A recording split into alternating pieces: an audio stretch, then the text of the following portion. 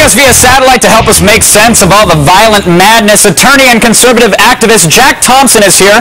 Mark Friedler, CEO of leading industry newsletter Game Daily, joins us, and our resident gaming expert and X-Play co-host, Adam Sessler. Gentlemen, welcome to The Loop.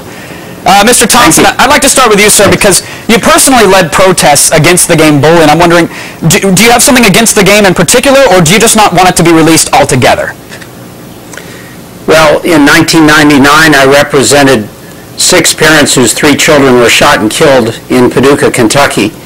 Michael Carneal trained on the game, doomed to do it. A week before Columbine, I predicted Columbine on the Today Show, and every bullying expert who's aware of this game has predicted that this game will lead to real-world violence in schools.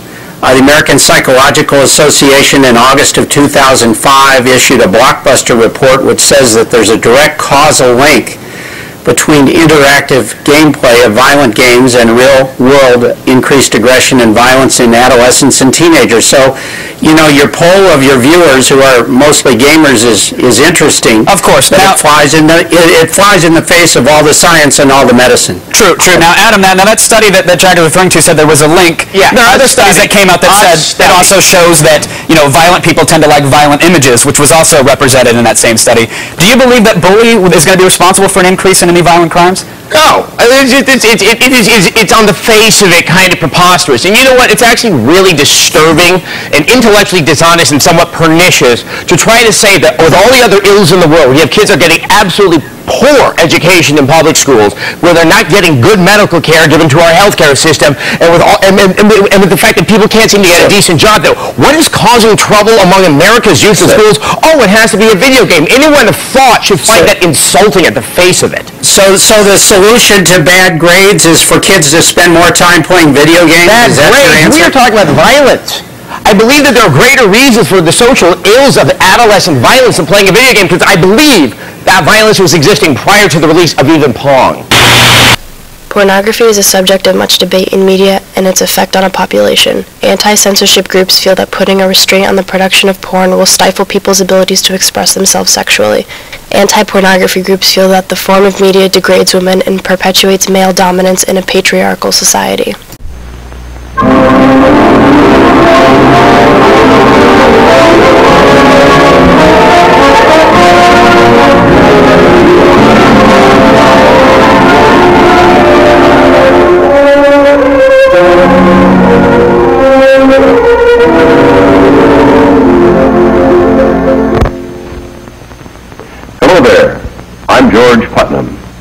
I'd like to begin with a fact, a simple yet shocking fact. It is this: a flood tide of filth is engulfing our country in the form of newsstand obscenity and is threatening to pervert an entire generation of our American children.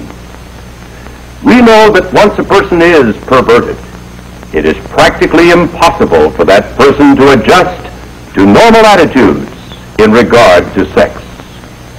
Yet, much of this material has been described as an illustrated, detailed course in perversion, abnormal sex, crime, and violence. It is also a fact that no matter who buys this material, 75 to 90% of it ends up in the hands of our children.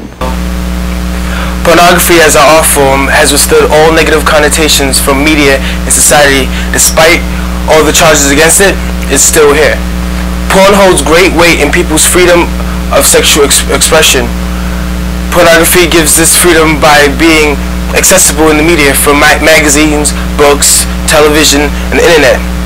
These outlets provide sexual alternative information and realism not provided in textbooks or discussion. And Wendy McElroy, author of feminist books such as XXX and Freedom, Feminism, and State, show that pornography gives a universal view of the world's sexual possibilities.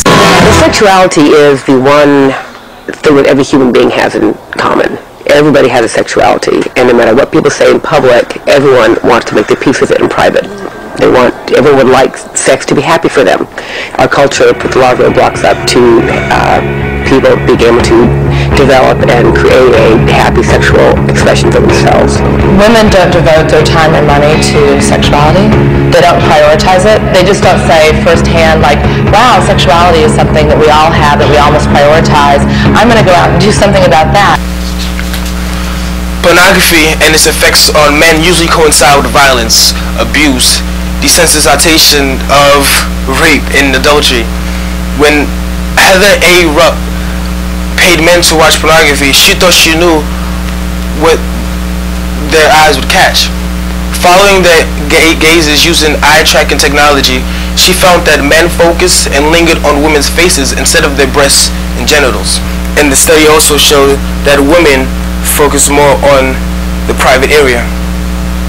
Couples use pornography as a tool to enhance and strengthen their relationship. Therapists have advised them to use pornography as a way of opening up the communication in their sex lives. By sharing pornography, the couples are able to experience variety in their sex lives without having to commit adultery. Also, pornography may have a cathartic effect on men in which their aggression is soothed by media products. Financially, pornography, because of its rapidly growing fan base, has become big business. On the internet alone, 89% of porn is created in the US. $2.84 billion in revenue was generated from US porn sites in 2006. $89 per second is spent on porn. $89 per second is spent on porn. 260 new porn sites go online daily.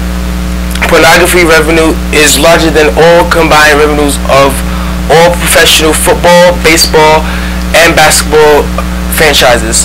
U.S. porn revenue exceeds the combined revenues of ABC, CBS, and NBC. Size of the industry is $57 billion worldwide and $12 billion in the U.S. Adult videos, $20 billion.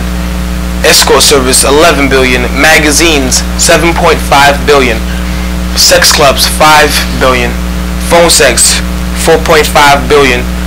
Cable and pay-per-view, $2.5 billion. Internet, $2.5 billion. And CD-ROMs, $1.5 billion. Also, most of the technological revolutions since the 70s have been linked to the distribution of most pornography. The first video titles available commercially only on Betamax were porn flicks, and the first CD-ROM was a porn. Pornography is a big part of media making in society. It gives them freedom to act on their urges without restraint. Overall, it helps people to communicate by expressing themselves sexually.